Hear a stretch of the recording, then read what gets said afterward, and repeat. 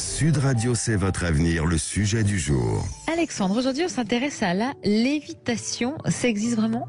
Alors, est-ce que c'est un mythe ou une réalité? C'est ça, voilà. Et oui, alors on va le savoir un peu plus au fur et à mesure du sujet. Alors, tout le monde a au moins une fois rêvé dans sa vie d'apprendre à voler comme un oiseau ou à planer dans l'air au-dessus du sol, même parfois dans nos rêves. On a l'impression qu'on vole et tout ça.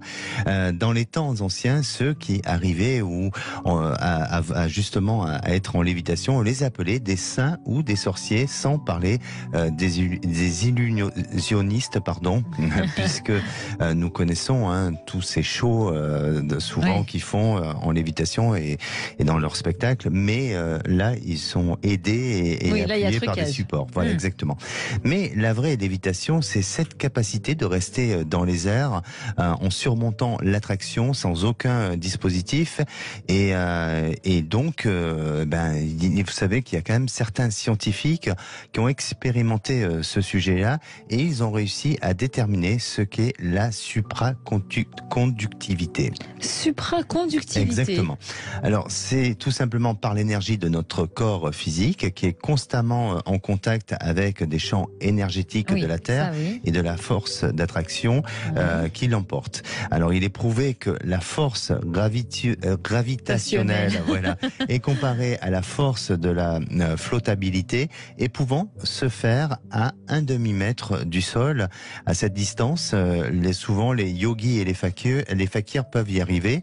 Il serait possible qu'une personne peut y arriver si elle redirige la charge de l'énergie du corps afin de surmonter l'attraction et aussi en neutralisant son propre poids. Alors malgré tout, la technique de la lévitation est complexe. Ce sont des entraînements durant des années. C'est pas donné à tout le monde. Et c'est en devenant égal, c'est-à-dire de se concentrer, sentir le poids du corps et essayer de réduire ce poids mentalement pour pouvoir créer cette lévitation. Et lorsque le corps est léger, on imagine une couche d'air élastique sous les pieds qui se soulève légèrement vers le haut.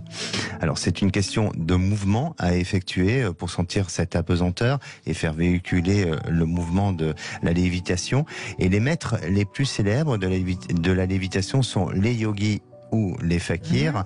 Dans les anciens Védas indiens, c'est-à-dire que c'était la connaissance physique et métaphysique en Inde, les scientifiques ont réussi à trouver des instructions sur la façon d'apprendre la lévitation, mais personne n'a réussi à la traduire du sanskrit à ce jour. Donc il n'y a pas réellement de traces à ce niveau-là, au niveau de la technique. Vous avez essayé, vous ? Alors, oui, franchement, j'ai essayé. Je suis jamais encore arrivé, mais j'ai essayé. Mais par contre, il y a des techniques, si vous voulez, avec la main, de se concentrer sur sa main, d'essayer de. Et là, on peut trouver, il y a une force d'attraction et on peut créer effectivement une petite lévitation avec la main. Donc, pour vous, c'est faisable. Oui, c'est faisable. Oui, c'est faisable. Incroyable, c'est fascinant.